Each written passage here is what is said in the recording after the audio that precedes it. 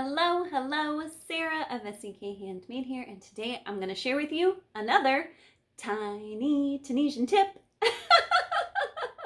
Some people go all the way to their final loop on their hook.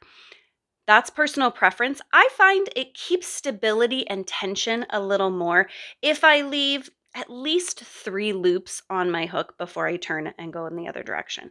So I'm going to go ahead, and now I have 3 loops of my forward pass still on there. I'm going to flip my work back over, slide my hook down, and keep picking up loops for my forward pass. I hope you enjoyed that tiny Tunisian tip. It is always my goal to help you grow confidently in your craft. I would love it if you would check out the description for other related links, including the link to my tiny Tunisian tip playlist so you can check them all out. I would love it if you would subscribe to my channel and turn on notifications. That way YouTube will notify you when I post more tips.